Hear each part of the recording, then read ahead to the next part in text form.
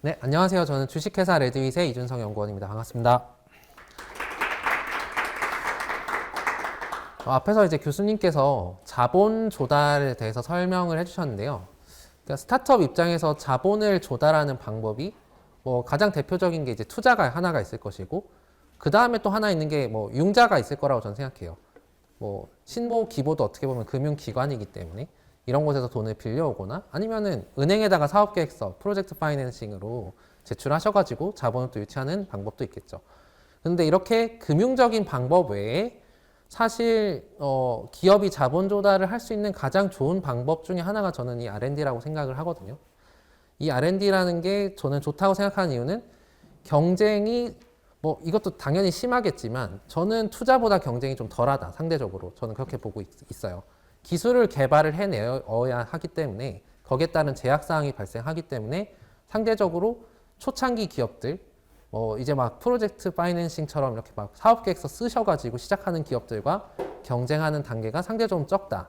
그리고 예산이 올해 제가 트렌드를 설명드리겠지만 많이 증액이 되어가지고 여러 가지 정치적인 이슈들로 인해서 삭감이 됐다 어쩌다 하지만 역대 최대로 올해로 증액이 됐다고 하거든요. 그래서 총 예산이 29.6조 원입니다.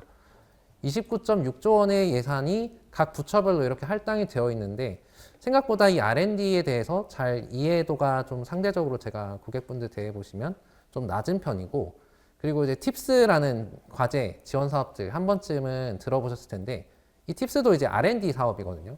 그래서 국가연구개발혁신법이라는 법에 적용을 받는 엄연한 R&D인데 뭔가 투자에 달려있는 지원 사업이라고 많이 생각을 하시는 것 같아요.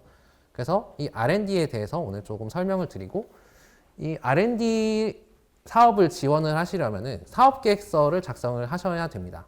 이 사업계획서를 또 많이들 쓰시는데, IR을 하기 위해서 그렇게 투자 심사역이나 투자자들한테 보내는 사업계획서랑 또 예비 창업 패키지라던가 이런 사업화를 목적으로 한 사업계획서랑 좀 R&D 사업계획서 그 차이가 있거든요. 그 차이점을 좀 보여드리고 각 항목별로 어떤 내용이 조금 들어가면 좋은지, 그리고 저희 실제 팁스 사업계획서를 좀 가져와 봤습니다. 저희 회사에 실제로 합격한 사업계획서를 좀 보여드리면서 좀 설명을 드리면 이해가 좀 쉬우실 것 같아요. 그래서 저희 회사 같은 경우는 이제 연구노트라는 서비스를 하고 있습니다. 혹시 연구노트에 대해서 들어보신 분 계신가요? 한 분 계시네요. 이제 국가 R&D를 포함해서 우리나라에서 연구자들은 이 연구 노트를 의무로 쓰게 돼 있습니다. 이게 이제 어떤 개념이냐면 조금 좀 사적인 얘기를 조금 드리면, 사적이라고 하긴 그렇고 이게 비공식적인 얘기인데요. 그 우리나라에서 예전에 큰 연구부정이 한번 있었습니다. 황우석 박사님 사건 혹시 기억하시죠? 네, 연구부정으로 인해서 국가에 막대한 예산이 들어갔는데 연구부정이 발생하니까 이거를 좀 법적으로 체계적으로 좀 관리할 필요성을 정부에서 좀 가지게 됐고요. 두 번째로 요거는 이제 정부에서 대외적으로 하는 이야기입니다. 각 부처별로 아까 이제 총 이번 같은 경우 30개가 넘는 부처에서 R&D를 각자 따로 관리를 하고 있었거든요. 이거를 통합해서 관리할 필요성이 생겨서 이 국가 R&D에 대해서는 연구노트라는 거를 의무로 작성을 하게 됐고, 저희 회사 같은 경우는 이제 수기 연구 노트가 아니라 전자 연구 노트로서 전자 방식으로 내 연구 성과를 기록을 하고 저장을 해서 보안까지 책임지는 그런 서비스를 하고 있고요. 베이스를 이제 블록체인으로 작동을 하게 되겠습니다. 그래서 크게 저희 회사는 서비스가 이렇게 구노라고 하는, 저게 연구 노트 줄임말이거든요. 그래서 클라우드형의 연구 노트, 그리고 구축형 연구 노트, 이렇게 두 가지가 메인 사업이고, 최근에 이제 VDR이라고 하거든요. 버추얼 데이터룸이라고 해서 연구를 포함해서 이런 주요 기밀 자료를 보관할 수 있는 가상의 어떤 저장소, 이거를 이제 버추얼 데이터룸이라고 합니다. 이런 서비스까지 해서 총 3개의 서비스를 하고 있는 6년차 스타트업이 되겠습니다. 그래서 제가 이제 설명드릴 내용은 전반부는 이제 지원 R&D 사업에 대해서 좀 전반적인 개괄적인 내용들 설명을 드릴 예정이고, 두 번째 파트에서는 이제 지원 사업의 그런 R&D 사업의 사업계획서를 어떻게 작성하는지, 그리고 저희 실제 팁스 사업계획서의 부분을 조금 가져왔고요. 마지막으로 이제 Q&A 부분에서 이제 저한테 질문을 많이 하시는 부분들을 따로 이제 FAQ로 해왔고, 그 이후에 혹시나 더 궁금하신 내용이 있으시면은 제가 추가로 더 말씀을 드리겠습니다. 그래서 작년도 R&D를 돌아보시면 이런 내용들 많이 들어봤을 겁니다. 뭐 카이스트 졸업식에서 이틀막, 뭐 그분이 왜 이틀막을 당했냐면 이제 R&D 예산 복귀해라 이렇게 하다가 이제 그 관리 그 뭐라고 하죠, 경호원이 입을 막았거든요. 그 사건의 원인이 다 이제 엄청난 예산 삭감이 있었기 때문이고요. 그런데 이제 아까 앞에서 교수님께서도 말씀하셨듯 우리나라에서 이 스타트업 중소기업이 차지하고 있는 고용이라던가 경제적인 파급력이 크다 보니까 창업 성장 그리고 중소기업 기술 개발 쪽은 삭감을 하지 않겠다 이렇게가 작년에 일단 얘기였긴 했습니다. 근데 삭감은 안 했는데 지연되지 않겠다라는 얘기는 안 했었거든요. 그래서 작년 하반기에 예산이 사실 지연돼 가지고 하반기 과제에 선정되신 분들은 올해 초에 예산을 받고 계시는 그런 상황이 되고 있어요. 그래서 실질적으로 상당히 타 부처 R&D는 많이 삭감이 됐고 중기부는 안 깎였는데 지연이 많이 됐다. 이렇게 말씀드릴 수가 있겠고, 저희 회사 같은 경우도 42억짜리 컨소시엄 과제를 수행을 해서 협약을 했는데, 요거는 이제 그 한국연구재단 과제입니다. 저희 회사 같은 경우는 이제 에듀테크적인 성격도 있어서 연구재단하고 컨소시엄 과제를 했는데 협약을 했는데 저희 보고 깎으라고 하더라고요. 그래서 반토막이 됐습니다. 컨소시엄을 다 구성했는데 이렇게 반토막이 돼버리면은 저희 입장에서도 그렇고 컨소시엄 하는 다른 업체들 입장에서 굉장히 난감해지거든요. 자, 이런 기업들을 위해서 무엇을 해주냐면 거기에 따라서 너네들이 대출을 하게 되면 그 이자를 보전해 줄게. 이런 사업도 나왔었습니다. 사실 어떻게 보면 과제를 수행하기 위해서 대출을 해야 된다는 것 자체가 좀 되게 넌센스이긴 한데, 이게 근데 왜 필요했냐면 어떤 R&D 같은 경우 특히 이제 기업에서 하시는 업이 제조라던가 장비 아니면 실험 화학을 많이 하시는 그런 기업 같은 경우에서는 설비 투자를 보통 미리 하시거든요. 이미 설비를 다 들여놨는데 갑자기 R&D가 삭감이 돼버리면은 이게 막대한 손실로 이어질 수밖에 없기 때문에, 그래서 정부가 부랴부랴 이제 3월 18일 날 작년에 이런 사업도 했었고, 중기부 쪽에서는 되게 큰 이제 변화가 있었어요. 한 작년 2023년까지는 우리나라에서는 창업 성장 기술 개발, 중소기업 혁신 기술 개발 이렇게 초기 도약 성숙, 초기 도약 성숙 이렇게 두 파트로 나눠가지고 창업 성장 기술 개발을 넘어가면은 이제 중소기업으로 가게 되겠고, 그리고 뭐 예를 들어서 저기 성숙 단계에 있는 R&D를 수행하게 되면은 초기나 도약을 못 하게 되는 그런 게 법적으로 이렇게 되어 있었거든요. 근데 작년 들어서 이제 그게 제도가 없어졌습니다. 그래서 초기 도약 성숙으로 가는 단계형, 졸업제 형태의 과제 선정이 없어지고, 저기 창업성장 기술개발 플러스 중소기업 혁신개발 저 포함해서 저 과제 중에 4개까지 할 수 있다. 사업자 하나당. 그래서 많이 하고 싶어도 4개밖에 못 한다는 거. 이쪽 중기부 과제는 기본적으로 이렇게 이제 작년에 바뀌었습니다. 그래서 어떤 게 또 신설이 됐냐면, 예전에는 디딤돌 뭐 첫걸음 R&D 이게 진짜 처음 하시는 분들이 많이 신청했거든요. 근데 아까도 설명드렸듯 저기 보면 역방향 지원제도 제한 폐지라고 써 있죠.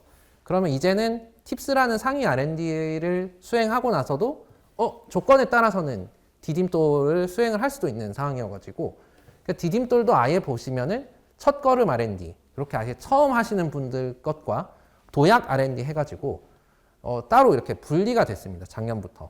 그래서 혹시나 여기 계신 분들 중에 팁스를 수행했는데 디딤돌 안 했다 라고 하시면 저 첫걸음 R&D는 못 하시지만 저 도약 R&D 같은 R&D는 하실 수가 있고요. 그래서 되게 디딤돌이 굉장히 세분화되게 바뀌었다. 요 내용들 이제 인지해 주시면 되겠고, 요 기조는 올해도 그대로 갑니다. 이거는 이제 작년도 팁스 내용이고, 작년도에 처음으로 이제 딥테크 팁스 R&D라는 게 처음으로 생겼습니다. 딥테크 팁스 같은 경우에는 지원 기간이 더 길어요. 기존 팁스는 이제 2년짜리 과제였는데, 요 딥테크 팁스는 이제 3년짜리 과제고, 최대 지원 금액도 15억으로서 조금 더 많습니다.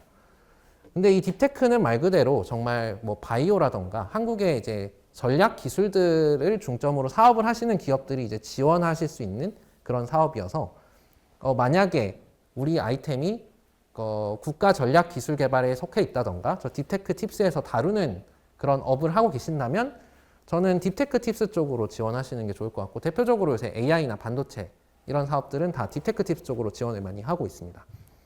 그렇게 됐기 때문에 사실 이제 팁스라는 과제에 대해서 질문을 많이 하실 때 얼마나 기술적으로 써야 되는가라는 질문을 많이 하시는데 상대적으로 그 기술에 대한 부분이 좀 줄어들었어요. 왜냐하면 아주 하이테크 기업들은 다 저 딥테크로 가실 거기 때문에 팁스는 우리 사업에 어떤 기술을 개발할 건데 그 기술이 우리 사업 성장과 앞으로의 비전에 어떻게 도움이 될 거다. 이 내용 중점으로 작성을 하시면은 사업계획서 작성상은 문제가 없다. 제가 이렇게 설명을 드리거든요. 그게 가능한 게 팁스는 또 어차피 투자를 동반으로 하기 때문에 투자를 받은 기업이 어떤 기술을 개발을 해서 기간 안에 요 과제를 종료하겠다라는 거기 때문에 기술 자체에 너무 매몰되실 필요가 없어졌다. 하이테크 기업들은 어차피 딥테크로 간다. 요 내용을 제가 드리고 있고요. 요 뒤에다가 이제 2025년 변경 내용은 제가 좀 더 준비를 해놨으니까 보시면 되겠습니다. 그리고 작년부터 추가된 게 저 청년 인력 의무 채용. 예전에는 이제 청년 인력을 의무로 채용할 필요가 없었는데 이제 작년부터 팁스에 청년 인력이 의무 채용이 됐어요. 이게 사실 우리나라가 굉장히 취업률이라던가 고용 지표에 되게 예민한 나라이기 때문에 지금 올해 생긴 많은 신설 R&D들도 저런 고용 지표들이 거진 다 붙어 있더라고요. 제가 공고문들을 읽어보면은. 그래서 점차 저런 지표들이 많이 늘어날 거고 앞으로 R&D 작성하실 때 저런 고용 지표 강조하는 것들도 되게 중요하게 될 것 같다. 이렇게 말씀드릴 수 있을 것 같습니다. 그래서 이제 이 보도자료 되게 따끈따끈한 겁니다. 22일 날 정부가 이제 내놓은 보도자료인데요. 예산이 이제 역대 최대 29.6조 원으로 증대가 됐고, 이제 정부에선 요거를 이제 1조 클럽이라고 하더라고요. R&D 예산이 1조가 넘는 부처가 이제 4개가 있습니다. 과기부, 산자부, 중소부, 중소기업부, 교육부. 이렇게 4개고, 보건복지부나 항공우주청도 거의 1억 가까이 되는 되게 예산이 되게 많다는 거를 보실 수가 있겠고요. 저기 보시면 작년에 거의 한 4억 가까이 깎였죠. 3점 몇억 깎였는데 저거는 이제 일정 깎인 내용만이 3조 원이 깎였고요. 3조 원이 깎였는데 지연 지급된 거는 포함되어 있지 않은 수치입니다.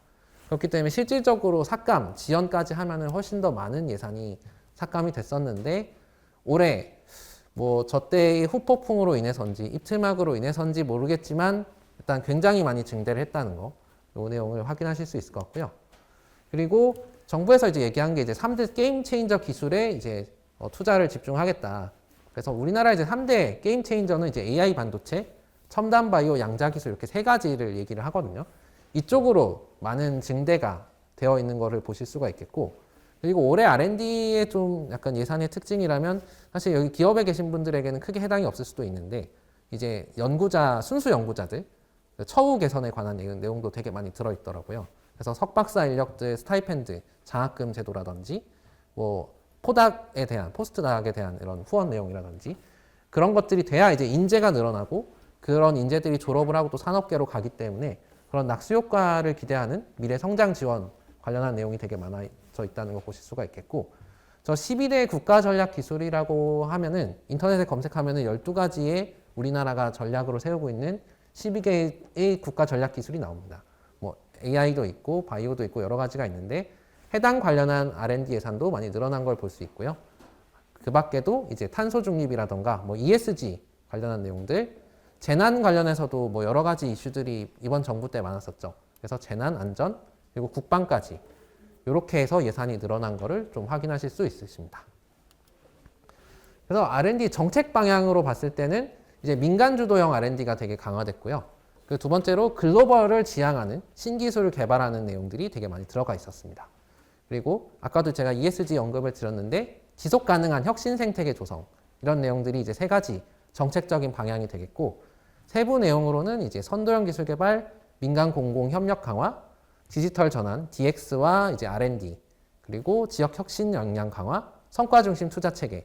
사실 저 5번 내용 때문에 작년에 R&D가 많이 삭감된 거긴 하거든요. 작년에 삭감했던 논리가 우리나라에서 이렇게 세계적인 연구들이 좀 안 나온다. 그리고 되게 안전지향적인 R&D를 한다. 그래서 그 R&D 체계를 새로 싹 갈아엎겠다라고 해서 이제 작년에 많이 삭감이 된 건데, 그게 사실은 이제 뭐 저희 회사도 그렇고 저도 이제 연구를 하는 입장에서 좀 할 말이 있긴 합니다. 왜 안전지향적으로 할 수밖에 없는지. 실패하면 그 페널티가 붙기 때문에 저희는 당연히 실패하면 환수라던가 여러 가지 불이익이 따르니까 지표를 만들어낼 수 있는 연구를 할 수밖에 없는 것이고요. 그래서 저런 거를 올해 좀 보완하는 그런 제도들이 많이 생겼더라고요. 그런 점들은 좀, 근데 이 내용 같은 경우는 약간 좀 기술적인 내용이다 보니까 오늘 스타트업엔 좀 맞지 않아서 제가 그 내용은 조금 지금 당장은 좀 안 드릴 예정이고 혹시 나중에 궁금하시면 문의 주시면 되겠습니다. 그리고 이제 가장 관심이 많을 이제 중소기업 기술 개발 쪽은 제가 이제 빨간색으로 이제 표시한 게 그 실제로 지원해 보실 만한 가치가 있는 그 스타트업 사이즈에서 좀 내용들이거든요. 중소기업 기술 혁신 개발 같은 경우는 진짜 중소기업들 대상으로 매출이 뭐 저거는 예전에 이제 전략형이 이런 식으로 바뀐 세분화된 건데 뭐 경우에 따라서 매출을 20억 이상 요구하고 업력을 되게 길게 요구하는 사업이 있어서 제가 제외했고 첫 번째로 이제 창업 성장 기술 개발 흔히 얘기하는 저희 디딤돌 같은 경우도 예산이 크게 늘었고요. 여성 특화라던가 뭐 혹시나 기업 대표자께서 여성 기업 인증을 받으신 여성이라던가 뭐 이런 분들을 위해서 새롭게 세부 이렇게 항목들도 되게 많아졌기 때문에 꼭 공고 살펴보시고 지원하셨으면 좋겠고 이제 올해 추가된 게 저 글로벌 팁스입니다. 저 글로벌 팁스는 그 해외 투자자로부터 투자를 받은 그 기업 스타트업들만 지원 가능한 새로운 팁스 유형이고요. 저것도 이제 R&D 기간은 3년이고 그 최대 지원금은 이제 12억이 되겠습니다. 그래서 올해는 저기 일반 팁스, 딥테크 팁스, 글로벌 팁스 이렇게 세 가지로 팁스를 운영한다. 그리고 디딤돌은 언제나 그랬듯 운영을 하고 있고 상반기 중에 2번 그리고 하반기에 있다. 이렇게 기억을 해주시면 될 것 같고요. 그리고 앞에서도 제가 올해 정책 트렌드 보여드렸듯 이렇게 산학연, 그 콜라보 이런 컨소시엄형 연구가 되게 많이 늘어났거든요. 그래서 저런 산학연 콜라보 같은 경우도 사업화 관련해서 되게 많이 늘었기 때문에 이제 학교 기반의 어떤 연구소라던가 정출형 기반의 어떤 연구소라던가 이렇게 콜라보할 수 있는 그런 과제들이 많이 나올 예정입니다. 저 지금 이미 공고가 아마 들어가 있는 것들도 있을 거고 곧 나올 예정이 있는 것들도 있을 텐데 저런 쪽으로 회사에서 만약에 전략적으로 좀 해볼 수 있다고 한다면 해보시면 좋겠고요. 마지막으로 이제 이 사업은 예전에도 계속 있던 사업인데 잘 모르시는 사업이라서 제가 이번에 따로 표시를 했는데 중소기업 연구인력 지원 사업입니다. 이제 스타트업 입장에서 이제 석사급, 박사급 인력을 되게 확보하기가 어려운데 그 이유가 사실 뭐 툭 까놓고 얘기해서 연봉 때문이잖아요. 그들이 되게 고급 인력인데 사실 이들을 유치를 하려면은 그들에게 맞는 페이로를 지급을 해야 되는데 사실 스타트업 입장에서 중소기업 입장에서 주기가 되게 어려운 게 맞죠. 그래서 신진 연구 인력부터 고경력 연구 인력까지 제가 기억하기로는 이제 절반 정부에서 보조를 해줍니다. 그래서 각 신진 고경력 공공연 파견 각 이제 사업별로 연구원의 경력이라던가 뭐 이런 내용은 좀 다른데 팩트는 이제 50%를 지원해주기 때문에 만약에 우리 회사에서 진짜 모시고 싶은 되게 유능한 CTO가 있는데 뭐 고경력이라서 모시기가 어렵다라고 한다면은 일단 이런 사업들 활용해가지고 연봉 지급을 하면서 뭔가 다른 국가 과제라던가 이런 걸로 해서 연봉을 맞춰드리면서 투자를 받아서 성장을 해보는 이런 것도 한번 구상해 볼 수 있지 않을까. 이 사업은 이제 특히 3년 차 넘어가시는 기업들 막 이제 성장하셔야 되고 기술 인력들 확보하셔야 되는 입장에서 되게 유용하게 활용하실 수 있을 것 같아요. 그래서 요 세 가지 정도 눈여겨 보시면 좋겠고 저 지역 혁신 선도 기업도 되게 좋은 사업이긴 한데 이게 수도권이 아니어야 되거든요, 기업이. 그래서 일단 여기 오시는 분들은 일단 다 수도권에서 사업을 하시는 걸로 제가 인지를 해서 저 사업은 제외하긴 하였는데 저희 회사는 이제 본사가 대전에 있습니다. 저희 회사가 이제 어쨌든 카이스트 기반의 회사여가지고 대전에 있다 보니까 지방에 있어서 아쉬운 점들도 되게 많지만 얻는 점도 되게 많거든요. 저런 지원 사업들 할 때 굉장히 지방에 본사가 있으니까 유리한 점이 있더라고요. 혹시나 그래서 여기서 지방에 사업을 하고 계신다면 저런 사업들도 굉장히 눈여겨볼 만하다 이렇게 말씀드릴 수 있겠습니다. 이 공고 자료들은 이미 이제 12월 말일자로 중기부에서 다 내린 내용이어서 다 확인이 가능하실 내용인데 제가 해설만 좀 잠깐 해드렸고요. 조금 그 공고문을 조금 이제 디테일하게 조금 살짝만 더 보여드리면은 예산이 이 정도 늘었다는 거 보실 수가 있겠고 아까도 말씀드렸던 저 콜라보 컨소시엄형 과제가 올해 되게 많이 늘었기 때문에 할 수 있는 여건이 된다면 저는 저런 컨소시엄형 과제도 한번 과감하게 지원해 보시면 어떨까 생각이 듭니다. 왜냐하면 상대적으로 경쟁률이 좀 떨어질 수밖에 없거든요. 컨소시엄형 과제 같은 경우에는. 그래서 이런 내용들 중점적으로 참고하시면 좋겠고, 그 지역 선도기업 육성 R&D도 마찬가지고, 저 중소기업 연구인력 지원 마찬가지고, 저기 보시면은 경력 나와 있고 정부 출연금 비율 최대 50% 이내 이렇게 써 있죠. 연봉에 저렇게 상당수를 보전을 해준다는 것 자체가 굉장히 큰 메리트가 있는 거기 때문에 저는 이런 것들도 한번 알아봐 주시면은 사업하실 때 좀 도움이 되지 않을까 싶습니다. 그래서 기술 개발, R&D 사업에 대해서 제가 좀 오늘부터 지금부터 좀 설명을 드리려고 하는데요. 혹시 R&D 과제나 사업에 대해서 수행을 해보신 이력이 있으신 기업분들 계신가요? 한 분 계시네요. 이게 R&D 사업이라고 하니까 막연하게 막 기술을 막 엄청나게 대단한 걸 개발을 해야 될 것 같고 이런 것 때문에 좀 접근을 좀 잘 못하시는 경우가 많으신데 사실 어떻게 보면은 사업화 지원 사업보다 우리 회사에서 기술을 조금이라도 작은 거라도 개발할 수 있는 역량이 있다면 상대적으로 더 쉬울 수도 있습니다. 예비 창업 패키지나 뭐 초기 창업 패키지 같은 경우 경쟁률이 뭐 거의 대학 수시 경쟁률을 뛰어넘더라고요. 뭐 50대 1, 뭐 45대 1 그렇게 넘어가기 때문에 왜냐하면 장벽이 낮습니다. 다른 뭔가 기술을 뭔가를 개발을 해야내서 그 정부하고 약속을 지켜서 뭔가 만들어내는 게 아니고 사업을 성장시키는 거를 보여주기만 하면 되기 때문에 사실 그냥 다 필요 없고 사업자만 있으면 됩니다. 초기 창업 패키지는 1년 이상 영위를 하셨으면 지원할 수 있고 1년에서 3년 차면 창업 도약 패키지는 5년에서 7년 차, 3년에서 7년 사이면 다 지원할 수 있죠. 근데 이런 R&D 사업 같은 경우에는 그 기술 개발의 어쨌든 과제 수행을 조건으로 붙기 때문에 상대적으로 좀 경쟁률이 낮다는 거. 이거를 좀 말씀드릴 수 있을 것 같고 이제 R&D 같은 경우 어쨌든 어떤 개념으로 이해를 해주시면 되냐면 정부의 지원금을 바탕으로 기업이 그 기술을 공동으로 개발하는 형태라고 이해를 해주시면 됩니다. 그래서 협약을 하시는 거고요.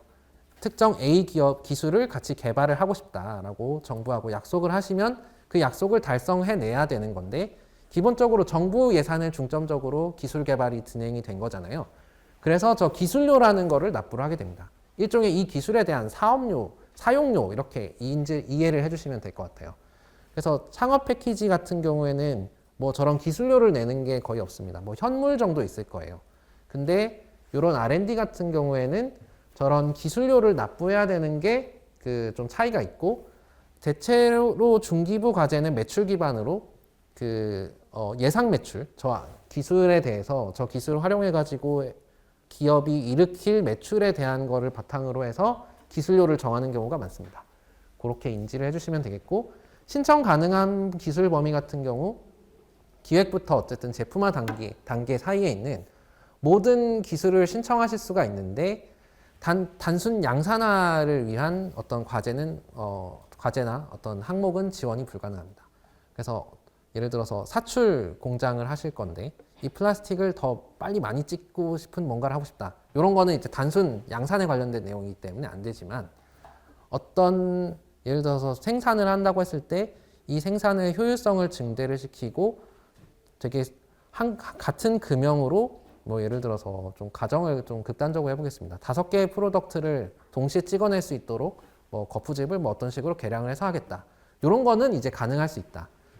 이렇게 이해를 해주시면 되겠고 그리고 단순 연구 목적으로 한 기술도 국가 R&D, 즉 기업용은 불가능합니다. 단순 연구용하고 이제 상용화 R&D를 좀 구분을 해주시면 좋은데 단순 연구용은 이제 제가 대학원에서 논문 쓰려고 하는 그런 연구를 이제 단순 연구라고 한다고 한다면 이제 기본적으로 특히 중기부 R&D는 다 이제 상용, 직접 기업 현장에서 활용하기 위한 R&D이기 때문에 그 순수한 연구 목적으로 한 기술들은 이제 신청을 할 수가 없습니다. 그리고 당연히 저 유흥 임대 일반 서비스 사업은 안 되겠고 그리고 기존에 개발했던 기술, 기개발 그리고 기존에 지원받은 어떤 과제 그리고 단순하게 성능을 개량한 거 뭐 이런 내용들은 이제 신청이 안 되겠습니다. 그래서 R&D 사업 같은 경우는 이제 어떻게 찾나라고 보시면은 K-스타트업이나 아까 교수님께서 보여주신 저 기업마당 비즈인포거든요. 저기에도 나오긴 하는데 우리나라의 모든 R&D는 저기 아이리스 go.kr 저쪽에 다 올라옵니다. 그래서 아이리스에 가시면은 우리나라의 모든 R&D 정보가 들어있고 저는 저 국가과학기술지식정보 서비스 NTIS 더 많이 사용하거든요. 저기서 제 이름 검색하면 저도 아마 나올 겁니다. 그 우리나라의 모든 국가과제에다가 뭐 예를 들어서 연구원으로 이름을 올리려면 저 NTIS에다가 이름을 등록을 해야 됩니다. 연구자 등록을 해야 되는데 그런 종합 포탈이 연구에 대한 국가 R&D에 대한 종합 포탈이 저 NTIS다. 이렇게 이해를 해주시면 되겠고 두 그 사이트에서 다 보시면은 사업 공고 제가 저기 빨간색으로 표시를 해놨거든요. 저쪽에 다 R&D 관련한 공고들이 올라옵니다. 그래서 그 내용들 찾으시면 되겠고 부처별로도 검색을 하실 수가 있고 되게 디테일하게 잘 되어 있거든요. 그래서 아이리스랑 NTIS 활용해 주시면 되겠고 중기부는 이제 저기 SM테크라고 하는 저 종합관리 시스템으로 통해 가지고 R&D 관련한 성과 업로드를 하게 되니까 저 SM테크도 알아두시면 좋고요. 그리고 이제 기술 기반의 어떤 사업 계획서를 짜실 때 도움이 될 만한 사이트가 저 아래 SM 로드맵 smtech.go.kr 사이트입니다. 우리나라의 어떤 기술을 테크트리를 다 그려놨다. 이렇게 인지를 해주시면 돼요. 아까 이제 국가 전략 뭐 개발 12개 이렇게 말씀드렸는데 그 12개가 다 있고 그 12개에 따른 세부 기술들이 무엇이 있고 국가는 어떤 거를 하고 싶다. 이런 전략들이 다 나와 있거든요. 그거를 보시고 우리 기업이 여기에 속하구나 또는 이 기술을 활용할 수 있겠구나 라는 걸 활용하셔가지고 사업계획서를 작성한다면 조금 더 평가자가 좋아할 만한 그런 키워드가 많이 들은 사업계획서가 될 수 있지 않을까 생각을 합니다. 그래서 사업계획서들 아마 한 번 이상씩은 이렇게 사업을 하고 계시기 때문에 대부분 써보셨을 텐데 뭐 가장 심플하게 설명을 드리면은 뭐 사업을 뭐 정리한 그런 문서가 될 텐데 보통 보면은 사업 계획에 뭐 저런 기본적인 내용부터 수익 모델 그리고 뭐 우리 팀의 역량이라든지 그리고 뭐 향후 계획, 비전 뭐 다양한 요소가 들어가는 것 같아요. 근데 일반적으로 이제 투자 목적용으로 작성하는 경우가 대부분이지만 이 기술 개발 지원 사업도 엄연히 사업이기 때문에 사업 계획서를 작성을 하게 됩니다. 그래서 요거는 이제 아래 거는 제가 생각하는 좋은 사업 계획서에 대해서 생각을 해본 건데 저도 이제 사업 계획서 컨설팅 R&D를 되게 많이 하거든요. 보면은 요 5개는 다들 좋은 사업 계획서라고 생각하는 내용들 다 들어 있는 것 같습니다. 첫 번째로는 이제 그 가독성에 관련된 내용인데 그 문장을 그 되게 보시면은 중문, 복문을 많이 사용해서 적으시려고 하시는 분들이 되게 많으신 것 같아요. 근데 평가자가 수많은 평가를 봐야 되는데 복잡하게 서술형이 있고 두괄식이 아니라 미괄식이 있으면은 글이 잘 안 읽히면은 그냥 안 읽어버립니다. 왜냐면 뒤에 심사할 게 많기 때문에. 그래서 한 번에 여러 번 읽지 않아도 어떤 사업을 하는지 알 수 있도록 작성된 그런 사업계획서가 좋은 사업계획서라고 생각하고요. 그리고 기본적으로 각 부처별로 뭐 R&D에 관련된 사업계획서가 조금씩 샘플이 다른데 그렇게 다르게 뭔가 항목들이 배치된 데 다 이유가 있습니다. 이유가 있고 그 부처별로 그 다른 이유들을 가지고 너네 회사가 어떤 R&D를 개발을 해가지고 뭔 사업을 하려는지 보겠다라는 그 스토리를 그 평가자가 보고 싶은 건데 이게 연결이 안 되는 경우들이 많거든요. 이게 어떤 경우에 그런 게 많냐면 따로따로 쓰시는 경우가 많습니다. 기술 파트 A 팀원이 쓰고요. 그 앞에 모 파트 B 팀원이 쓰는데 그 팀원들이 서로 생각이 안 맞는 거예요. 딱 보면 문체도 달라요. 제가 읽어보면은. 이게 그 저희 대학교에서 팀플 하다 보면은 이거 짜집기 한 것 같은데 딱 그런 느낌이 드는 사업 계획서들이 있거든요. 근데 뭐 그렇게 나눠서 쓰는 건 상관이 없는데 그 내용들이 이거는 꼭 R&D 사업 계획서가 아니라 모든 사업 계획서에서 봤을 때 좀 맥락이 이어져야 되는데 좀 딴소리를 하는 안 맞는 얘기를 하는 앞에서 했던 얘기랑 안 맞는 이런 사업 계획서들이 되게 많은데 좀 유기적으로 연결이 돼야 되고 그리고 기본적으로 저 평가자분들께서는 나름대로의 전문 지식을 갖추신 분들이겠지만 모든 기술을 다 알고 계시지 않습니다. 뭐 단순 블록체인에 대해서는 어떻게 보면은 평가하러 오신 교수님보다는 제가 더 많이 알 수도 있어요. 그렇기 때문에 막 전문 지식들을 마구 집어넣으십니다. 이게 엔지니어들이 많은 팀들은 내가 할 기술 얘기들이 되게 많거든요. 야, 우리 기술 진짜 국내 최고다. 그리고 막 복잡한 내용들을 적으시는데 적어봤자 심사자는 모릅니다. 그렇기 때문에 전문 지식이 없어도 이해할 수 있도록 작성된 사업 계획서가 좋고 전문 지식이 필요한 어떤 사업의 경우 평가자가 이제 CTO라던가 기술 개발 책임자를 따로 발표 현장에 부르는 경우도 있거든요. 경우에 따라서는 그 기술이 필요할 거면 그렇게 따로 부른다던가 별지로 구성하라고 얘기를 하기 때문에 기본적인 사업계획서에는 저런 전문 지식이 너무 많이 들어간 거는 좀 지양하는 게 좋다 이렇게 말씀드리고, 그리고 이제 분량 이거는 이제 당연한 얘기겠고요. 어제도 이제 중기부에서 설명회를 할 때 분량 강조를 되게 많이 하시더라고요.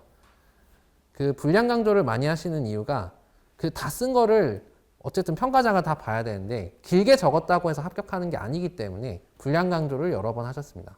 그래서 하고 싶은 얘기를 저는 분량에 맞춰서 적는 것도 어떻게 보면 실력이고 능력이라고 생각하거든요. 그래서 많이 적겠다라는 생각보다는 최대한 줄여서 컴팩트하게 핵심 내용만 쓴다.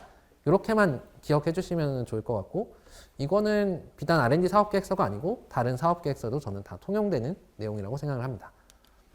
그래서 요거 같은 경우는 일반적으로 뭐 예비 창업 패키지, 중기부에서 나오는 그런 패키지용 사업계획서인데 구성 요소들을 보시면 뭐 아이템 소개부터 뭐 차별성, 시장 이런 내용들이 주로 들어갑니다.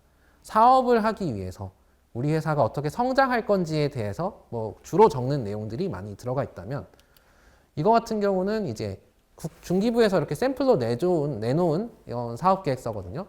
어떤 기술을 개발할 건지에 대해서 포커스가 있다는 점에서 차이가 있다는 게 되게 명확하게 보여지실 것 같고요. 제가 이제 중기부 기준으로 구성별로 어떤 게 들어가면 되는지 조금 구체적으로 준비를 해왔으니까 보시면 될 것 같아요.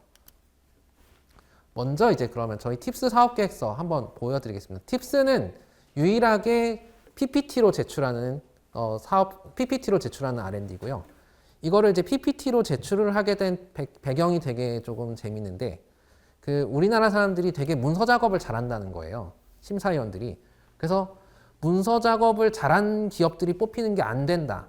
그렇게 뽑지 않기 위해서 PPT로 하신다고 합니다. 팁스 같은 경우에는. 그리고 팁스 같은 경우에는 이제 운영사라고 하죠. 저 투자를 전제로 해서 R&D가 들어가기 때문에 이 PPT를 운영사와 함께 작성을 하게 됩니다. 그래서 보면은 그래서 이게 실제 샘플이거든요. 운영사명, 창업기관명이 이렇게 같이 들어가게 되고요. 목차를 보시면 이렇게 됩니다.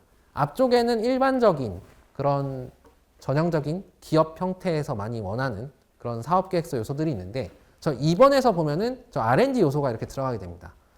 저게 이제 일반 사업계획서, 즉 뭐 IR용이라던가 뭐 지원사업용이라던가 되게 차별화된 요소가 되겠고, 저 부분에 대해서 만약에 팁스 같은 경우에는 이제 대표자 또는 기술 총괄 하시는 분이 가서 저 부분만 따로 설명을 할 수 있도록 바뀌었습니다. 그렇기 때문에 어려운 내용들은 앞쪽에다가나 뒤쪽에다가는 적는 게 아니다. 막 기술 내용들을 막 앞쪽에다가 마구마구 적으시는 분들도 있는데 그게 아니라 정해진 분량에다가만 적는 것이고, 그 다음으로는 사업화 팀 소개. 요게 이제 팁스 사업계획서의 목차가 될 거고요. 그래서 작성 팁이라고 해서 제가 이제 준비를 해봤는데, 일단 첫 번째로는 이제 바로 작성하시지 않는 거를 좀 저는 권장을 드립니다. 요거는 모든 사업계획서 저는 통틀어인데, 바로 작성을 해봤자 하루 종일 커서만 깜빡이고 진도가 안 나갑니다. 그 처음부터 모든 문서를 작업을 하려고 하면 굉장히 막막해요. 그래서 일단 어떤 내용들을 가지고 뭘 할 건지 전체적인 좀 기획을 하시고 나서 작업을 하시면 좋습니다. 근데 제가 단서를 달았는데, 사업계획서를 처음 작성한다면이라는 단서를 달았는데, 기존에 내가 과제를 여러 개 수행을 해서 또는 되게 확고한 우리 회사만의 사업계획서가 있다면 굳이 저 작업은 필요 없습니다. 기존의 사업계획서를 가지고 뭐 좀 전문 용어로 우라카이라고 할까요? 좀 바꿔먹는다. 네, 좀 기존에 있던 거를 활용해가지고 할 수 있기 때문에 그때는 뭐 기획을 하는 게 크게 의미가 없겠지만, 진짜 나는 사업계획서 초짜다. 그러면은 저는 무조건 워드나 한글을 켜시기보다는 자유로운 메모장을 먼저 켜시라 이렇게 말씀드리거든요. 거기다가 여러 가지 아이디에이션도 좀 해보시고 그 준비를 어느 정도 한 다음에 그때 이제 문서 작업을 하시면 좋습니다. 그리고 이 부분도 제가 당연한 얘기지만 적어놓은 게 생각보다 많은 분들이 안 하세요. 목차 및 가이드라인을 꼼꼼히 살피고 작성한다. 우리나라 분들이 성격이 되게 급하시더라고요. 일단 무조건 저기 앞에 보시면 이거부터 채우십니다. 요거부터 채우고 계세요. 근데 저거는 중요한 게 아니고 본문이 중요한 건데, 일단 요거부터 채우면서 저기 앞에서 뭐 하지? 썼다 지웠다 하면 하루가 다 갑니다. 제가 한두 기업을 본 것도 아니고 저도 경험을 해봤고, 그렇기 때문에 먼저 보셔야 될 거는 이 사업이 어떤 중점을 가지고 가이드를 주고 있는지, 채점 요소가 있다면 채점 요소가 뭔지 이거를 먼저 봐야 되는데, 그거를 다 무시하고 일단 본문부터 작성을 하니까 결국 열심히 적어도 안 맞는 사업 계획서가 되는 거죠.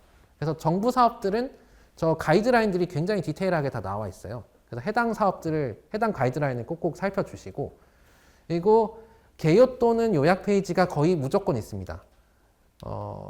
네, 요 페이지가 무조건 있어요. 어느 과제든 과제 개요. 여기서 사실 승패가 갈린다고 보시면 됩니다.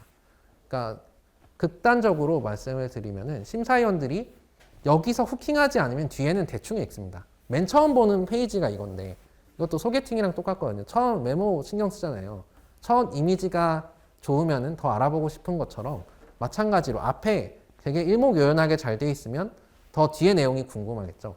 그렇기 때문에 이 앞쪽에 있는 요약 페이지, 개요 페이지를 굉장히 신경 써서 작성을 해주셔야 됩니다.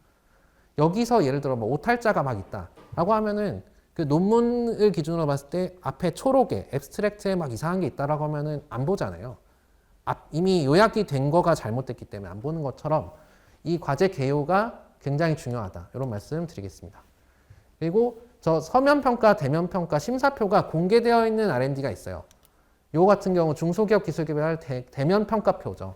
어떻게 평가를 하겠다라고 공개를 해놨으면은 어떻게 보면 이게 답지거든요. 그 일종의 치트키인데 이 치트키를 안 찾아보시고 그냥 작성을 하시는 경우가 많습니다. 그래서 한번 꼭 찾아보시고 이 치트키에 보면은 배점과 함께 요거는 비단 뭐 R&D뿐만이 아니라 다른 과제나 어떤 사설 기관에서도 이런 식으로 공고를 내놓는 경우가 많거든요. 마찬가지입니다. 요거랑 사업계획서의 저 항목이랑 매칭을 시켜보는 거죠. 아, 사업 쪽에서는 배점이 얼마가 되고 이런 내용을 주로 보는구나. 저 기술성에서는 몇 점을 보는구나. 요건 이제 R&D 사업계획서이기 때문에 기술성에서 벌써 40점이 배점이 돼 있죠. 그래서 그 점에서 차이가 나는데 일반 예창패나 초창패는 저 사업성에서 보통 40점에서 50점 나옵니다. 기술성은 이제 예비 창업 단계에서는 거의 없는 것 같아요. 이런 식으로 배점표가 있는 경우는 배점표를 반드시 활용하시면 더 좋은 더 좋은 사업계획서가 될 것 같고요. 그리고 분량 준수. 이것도 너무 당연한데 계속 나오는 게 준수를 보통 잘 안 하십니다. 한두 줄이면 되겠지라고 생각하시는데 한두 줄이 두세 줄이 되고 되게 분량이 늘어나게 되거든요. 그래서 분량은 반드시 준수를 하셔야 되고, 그리고 요거 팀 자랑은 보통 이제 기술 역량이 되게 뛰어나신 분들이 팀에 대한 막 그런 자랑들을 많이 쓰세요. 자랑이라고 하는 게 우리 팀은 막 기술 역량이 세계 최고 수준이고 뭐 석박사들이 몇 명 있고, 근데 심사자가 궁금한 거는 그들의 어떤 자랑이 궁금한 게 아니라 이 과제에 왜 정부가 세금을 지원해줘야 되는지, 그리고 무엇을 개발할 건지, 그리고 개발을 할 거면은 이제 약속을 해야 되는데 이 기술 개발을 어떻게 달성할 거고 너네 그걸로 파급 효과, 기대 효과 낼 수 있는지, 이게 궁금한 거기 때문에 저 팀 자랑은 이제 뒤쪽에 이제 팀원에 대한 설명을 하는 란이 따로 있습니다. 거기에다가 하시면 되고, 본문에다가 팀 자랑을 많이 하시면은 손해를 보시는 거예요. 팀 자랑을 왜냐하면 따로 할 수 있게 뒤에 항목이 마련이 돼 있거든요. 그래서 본문에는 저 왜, 그리고 무엇을 어떻게, 요 내용이 중점적으로 들어가게 작성을 해야 되고, 요것도 그냥 일반 사업계획서에도 마찬가지인 것 같아요. 보통 팀 페이지를 따로 할당을 하죠. 우리 팀은 이제 이러이러한 사람들, 뭐 삼성에서 뭐 엔지니어를 몇 년 한 CTO, 뭐 이런 분들이 모여서 이 사업을 끌어갈 수 있는 역량이 있다라고 하는 어필하는 페이지가 무조건 있습니다. 거기에다가 팀에 대한 내용이 나와야지 본문에 나오면 안 된다는 거 말씀드리고, 요 개발 지표는 좀 생소하실 겁니다. R&D 사업 계획서만 있는 내용이거든요. 요 개발 지표는 정부에서 이 기술을 평가하는 지표를 제가 이제 기업 대표라면 저랑 정부랑 같이 약속을 합니다. 우리 이 기술 개발할 건데 요 5개, 4개의 지표는 우리가 꼭 달성을 해서 입증을 할게 라고 하는 약속하는 내용이에요. 저 내용을 이제 작성해 주셔야 되는데, 뭔가 이제 합격을 하시고 싶은 마음이 있다 보니까 무리하게 막 적으세요. 누가 봐도 불가능한 지표들. 우리 팀원 딸랑 2명인데 뭐 이거를 세계 최고 수준으로 하겠다라든지, 이거는 투자가 아니고 당장 2년에서 3년 안에 해내셔야 되기 때문에, 그래서 막 비저너리하게 막 그런 무리한 기술들을 적으시면은 다 감점 요소가 됩니다. 누가 봐도 왜냐하면 안 될 것 같기 때문이죠. 마지막으로 제가 그래서 다음으로 테크 기업처럼 보이기 위해서 무리하게 노력할 필요가 없다. 이렇게 정해놓은 게 뭔가 R&D 하니까 기술 기업으로 보여야 되나 보다라고 생각을 많이 하세요. 근데 제가 앞에서 설명드렸듯 상용화가 전제가 되어 있습니다. 그래서 어떤 알고리즘을 조그만 걸 개발하더라도 이거 가지고 우리 사업에 큰 도움이 된다고 한다면 충분히 R&D 선정이 될 수가 있거든요. 그렇기 때문에 우리가 탑급 엔지니어가 몇 명이고 또는 우리가 보유한 특허가 몇 개고가 중요한 게 아니라 내가 개발하고자 하는 이 기술이 정부의 지원을 받는 거기 때문에 이거에 대해서 꼭 약속을 지킬 거고 이걸로 성장도 하고 고용도 잘 할 거니까 제발 우리한테 R&D를 줘. 요 맥락으로 써주셔야 됩니다. 이 부분은 이제 설명을 드렸고요. 그래서 중소기업 R&D 기준으로 제가 항목별로 디테일하게 좀 설명을 드리겠습니다. 개요는 이제 과제명, 개발 목표, 개발 방법, 팀, 기대효과 이렇게 나오거든요. 그래서 팀 자랑을 굳이 개발 방법에 하실 필요가 없습니다. 팀은 여기 연구팀 구성이 다 나와요.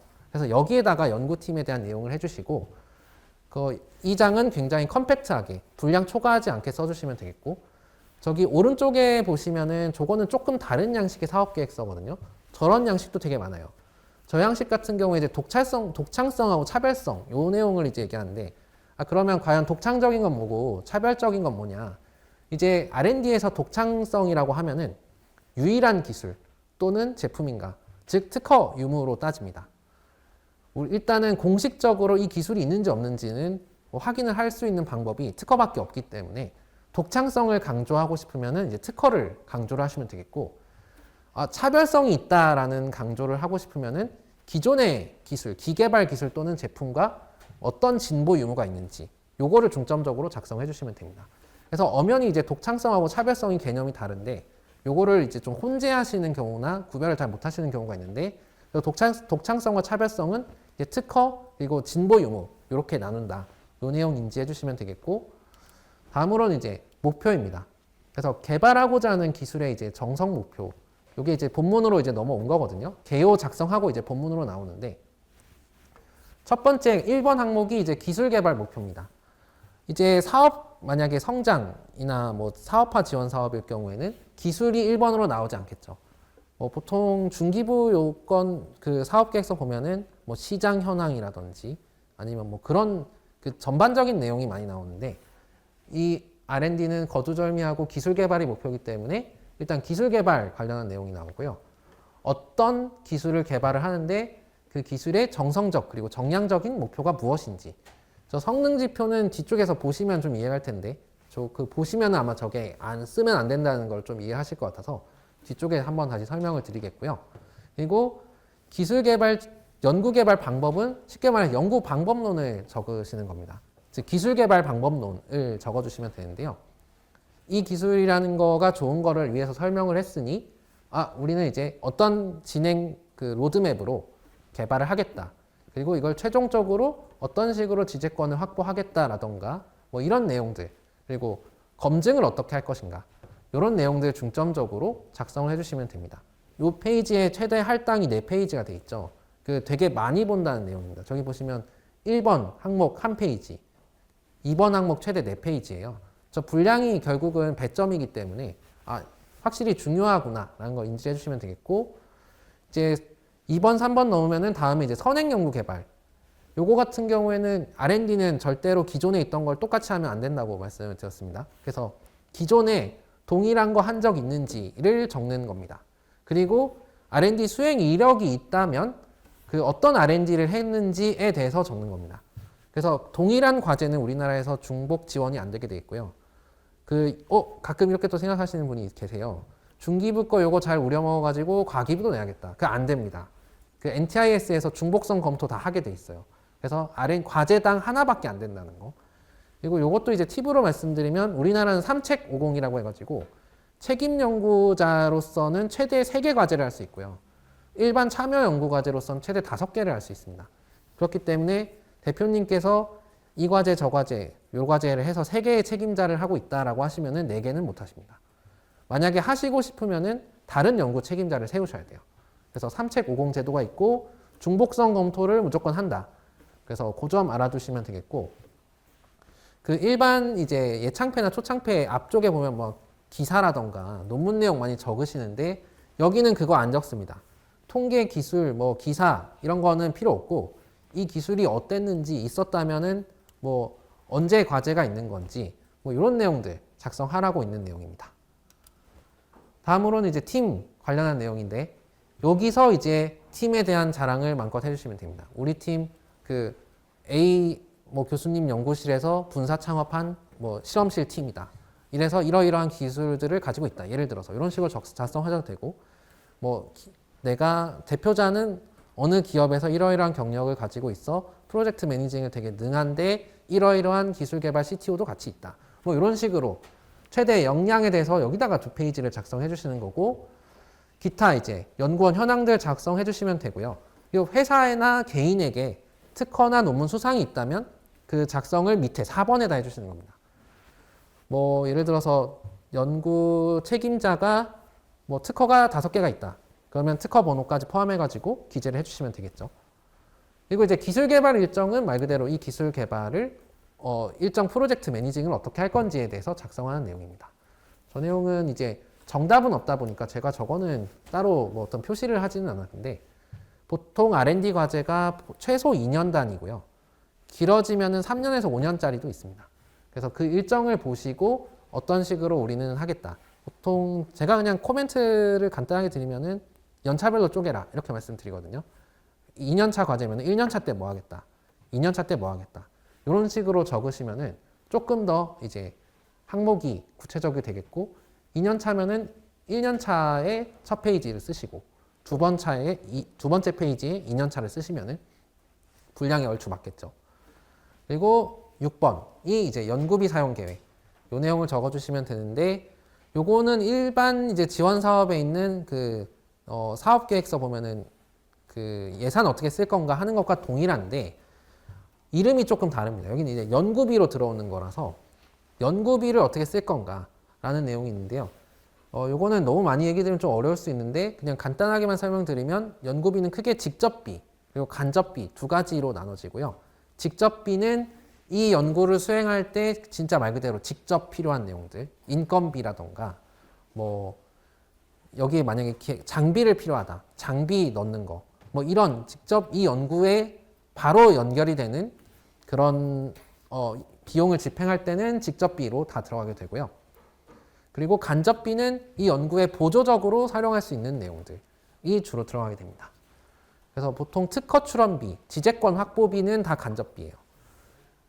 그리고 이제 말씀드린 대로 이제 제가 허위 정보인데 잘못 줘. 여기 허위 정보를 넣으시는 분들이 계시는데 이거 만약에 발각이 되시게 되면 과제가 환수되게 됩니다. 그래서 막 경력을 부풀리시거나 그 잘 보이시기 위해서 어떤 액션은 당연히 안 하셔야 되겠고요. 그리고 마지막 페이지에 이제 이 페이지도 은근히 중요한 페이지거든요. 이제 기대 효과 관련한 부분이기 때문에 구체적인 사업화 목표, 결국 아까도 초장에서 설명드렸던 상용화라고 설명을 드렸습니다. 이걸 가지고 어떻게 사업을 할 건지에 대한 내용이 이제 1번에 들어가게 되고요. 이제 사업화 전략의 이제 표준화라던가 인증 어떻게 할 건지, 홍보, 판로 개척, 세일즈 등이 들어가게 되고, 그리고 기대 효과에 제가 1번에 고용 넣어놨는데 중기부 사업은 첫째도 둘째도 고용이 가장 크게 봅니다. 이제 아까도 팁스 사업 같은 경우도 청년 채용이 이제 의무로 된 거 설명드렸는데 결국 우리나라에서 가장 신경 쓰는 경제 지표가 저는 고용률이더라고요.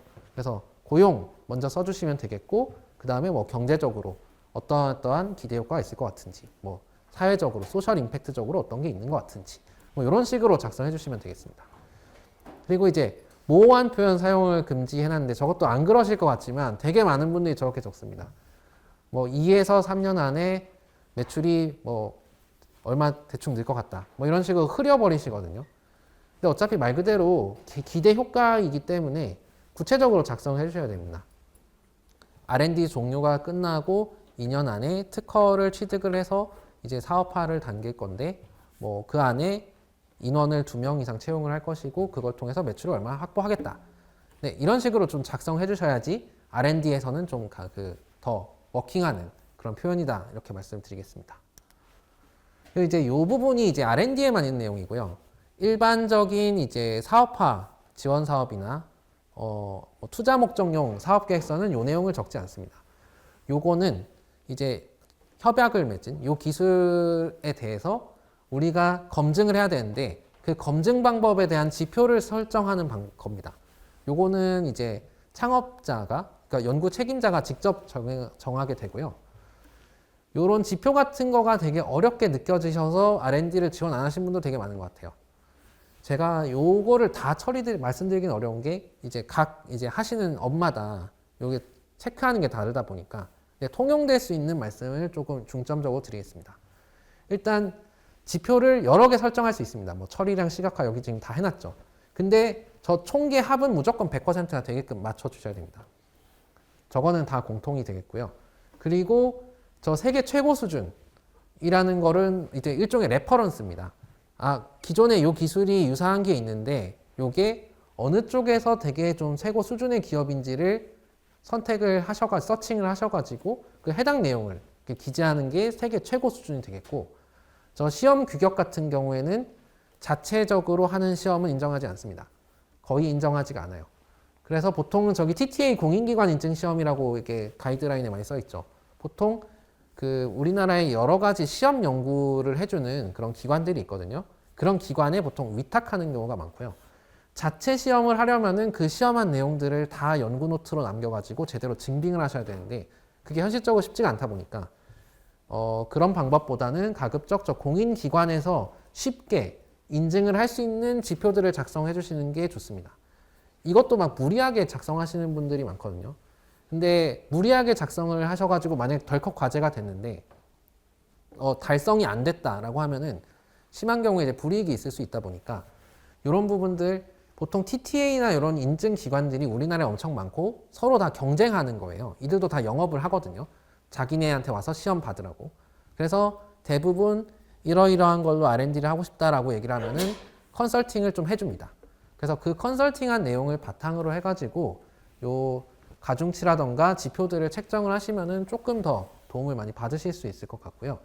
저희 회사 팁스 사업계획서도 똑같은 거 일단 보여드릴 텐데 저희는 거진 다 TTA에서 시험을 받았습니다. 요거는 아마 이따가 좀 궁금하신 분들이 있으실 것 같은데 그때 제가 질의응답을 조금 더 받도록 하겠습니다. 그래서 이제 저희 회사 이제 팁스 사업계획서를 좀 보여드리도록 할게요. 아마 이거가 가장 궁금하신 분들이 많으실 수도 있을 것 같습니다. 요거는 좀 아쉽게도 제가 배포는 막 해드리긴 좀 어렵고 제 개인 자료가 아니라서 그냥 근데 보시면 되겠고요.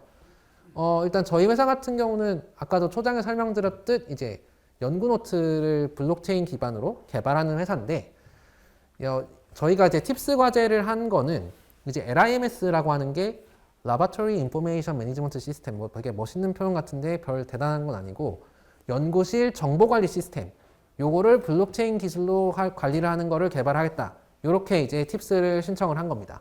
그거를 이제 줄여서 LIMS라고 해요. 그래서 요거를 이제 하기 위한 사업 계획서를 작업을 한 거고, 저희는 이제 본엔젤스 파트너스가 이제 저희 팁스 운영사거든요. 저희 시드 투자도 해주셨고, 저희 이어서 팁스 후속 투자도 해주셨습니다. 그래서 같이 작성했던 내용들 좀 보여드릴게요. 그리고 목차는 앞에서 있던 내용 뒤에 이제 부록에 보면은 창업팀 과제 요약이라던가 뭐 기술개발 사업비 소요 명세가 있다. 이런 내용을 보실 수가 있겠고, 파트 2. 네, 요렇게 넘어가면은 먼저 어쨌든 이것도 투자 겸 R&D이기 때문에 처음에 시장의 문제 현황 뭐 이런 거 정의하는 게 나옵니다. 보통 일반 뭐 지원 사업이라던가 IR 자료 같은 거 보시면은 뭐 problem, 뭐 solving 뭐 이런 내용 나오잖아요. 저희도 동일한 내용이 들어갑니다. 그래서 현재 연구 데이터가 이렇게 많은데 관리가 제대로 안 되고 있다. 그리고 굉장히 이 시장이 크다. 이거를 강조하는 PPT가 장표가 되겠고요. 그리고 시장 현황이 이렇게 큰데 이 시장 현황에서 요구하는 그 연구 시장에서 요구하는 그런 어떤 지표들은 이렇게 있다. 그거를 강조하기 위한 그런 장표가 되겠습니다. 그러면 어떤 문제가 있는가?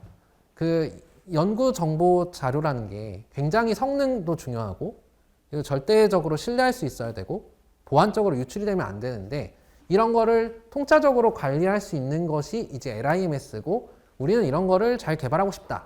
그래서 문제점을 저희는 저쪽 성능, 신뢰, 보안성이 좀 부족한 부분이 있어서 이걸 가지고 LIMS를 새롭게 개척을 하고 싶다. 이제 이런 페이지가 되겠고요. 그래서 뭘 개발할 건데가 이제 그 다음에 나옵니다. 그래서 기존에는 신뢰성과 보안성에 대한 부분이 좀 취약했는데 우리는 블록체인 기술을 가지고 이거를 커버하는 되게 효율적인 LIMS를 할게 라고 솔루션을 제안하는 페이지가 이렇게 나옵니다. 그래서 이렇게 보면은 뭐 하이퍼 레저를 활용해 가지고 뭐 이렇게 해서 하겠다. 저희는 이제 IPFS라는 그런 기술을 활용해서 분산 네트워크를 가지고 있거든요. 그런 거를 통해서 되게 인증이 잘 되어 있고 위변조와 해킹이 불가능한 어떤 정보관리 시스템을 만들면은 연구 시장에 큰 어떤 기여를 할 수 있지 않을까 이렇게 그때 제안을 했었습니다. 그래서 이제 요 뒤에가 이제 기술적인 내용입니다. 요거는 제가 막 어려운 설명을 드려도 잘 이해가 아마 안 되실 거기 때문에 그냥 이런 내용들을 적었다 정도로만 봐주시면 되겠고요. 뭐 요지는 이제 네트워크를 고도화를 통해서 이제 블록체인 기술을 활용을 해가지고 네트워크 성능을 더 향상시키겠다. 거기에 필요한 기술들이 이렇다. 뭐 요 내용들 들어가게 됩니다. 그래서 순서도를 그리면은 이렇게 된다. 그래서 요 PPT로 만들었기 때문에 가급적 이제 이런 이미지를 많이 넣었는데 서두에서 설명드렸듯 팁스 같은 경우는 불필요한 문서 작업을 막기 위해서 PPT로 한다고 말씀을 드렸습니다. 근데 일반적인 요거를 이제 뭐 중기부 다른 과제에 적용한다면 요 내용들을 일목요연하게 잘 정리를 해주시면은 동일한 컨텐츠가 되겠죠. 그리고 두 번째로는 프로토콜을 개선을 통해 가지고 신뢰성 자체를 확보하겠다. 이제 뭐 이런 내용으로 또 여러 가지 저희가 멀티사인 프로토콜이라던가 이런 내용들을 또 이제 이야기를 해 놓은 거고요. 최종적으로 우리가 해서 나오는 껍데기, 즉 UI UX가 이렇게 될 것이다. 이렇게 이제 얘기를 하게 되겠습니다. 그래서 이제 요게 나올 텐데 저희 같은 경우에 실제로 이번에 해놨던 지표거든요.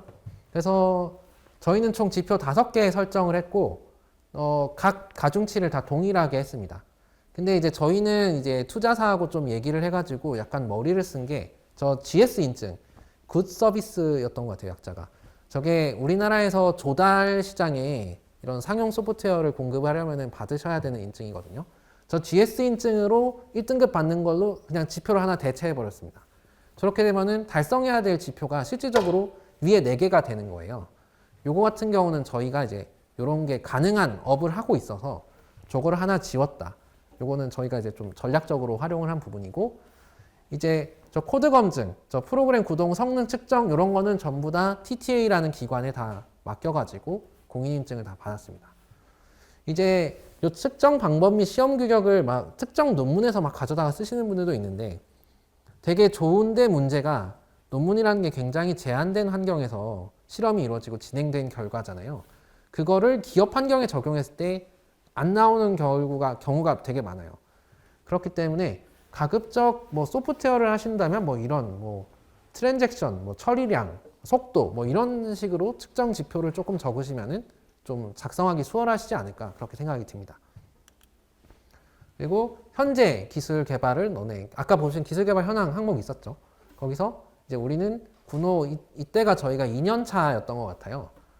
이제 이런 거 가지고 테스트를 해가지고 이 정도 성과를 냈었다라고 얘기를 했고 뭐 이런 설계를 했었다.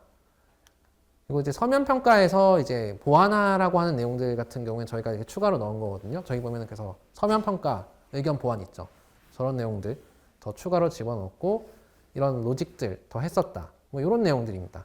그래서 기술 개발은 애초에 다 이렇게 따로 떼서 나오기 때문에 요거 같은 경우 시각화를 저희가 어떻게 했는지 뭐 이런 거 참고하시면 조금 도움이 될 것 같습니다. 그래서 이런 식으로 뭐 기술 개발을 했다.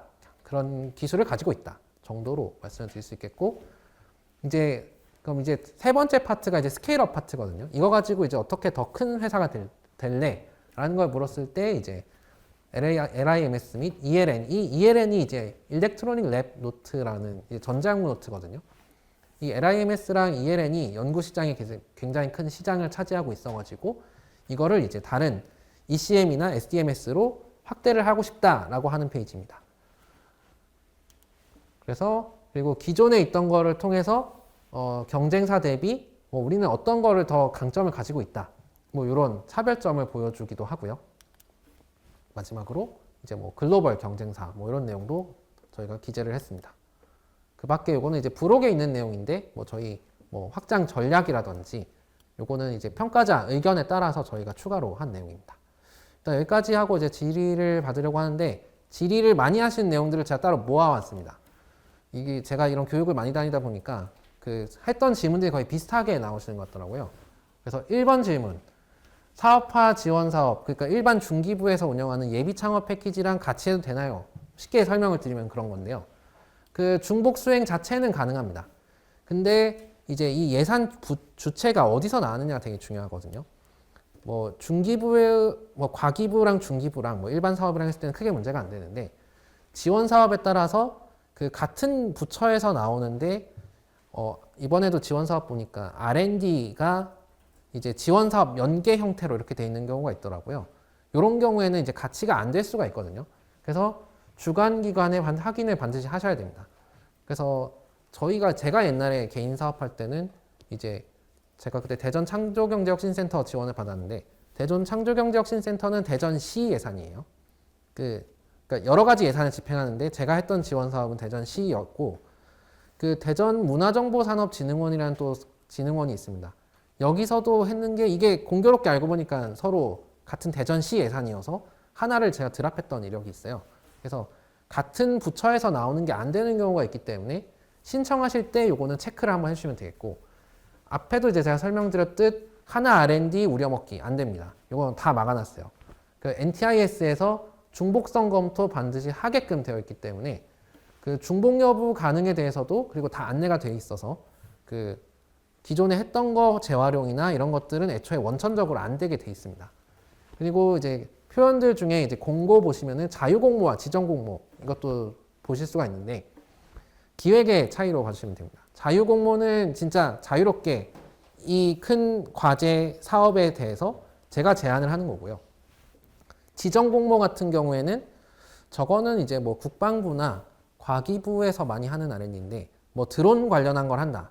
라고 하면은 드론의 어떤 기술이라고 써놨습니다. 드론의 어떤 뭐 비행 관련한 내용이다. 그러면은 드론 관련 비행 내용만 넣을 수 있는 거지 뭐 다른 내용이 못 들어간다. 이렇게 이해를 해주시면 되겠고 저 RFP라고 합니다. 크게 흔히 그냥 줄여서 저 RFP에 맞게 개발을 하는 형태다.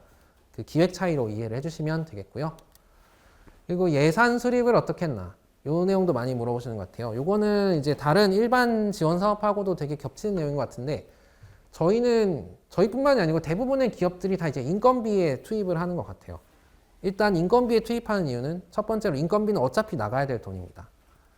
어차피 나가야 될 돈을 과제에서 처리하는 게 가장 효율적이고 인건비에서 처리를 하는 게 서류 작업이 적어요. 예를 들어서 뭔가를 구매를 하셨거나 이러시면은 많이 간소화가 됐지만 증빙을 하셔야 되는데 인건비는 그냥 사대보험을 그냥 바로 보여주면 되기 때문에 훨씬 수월하다.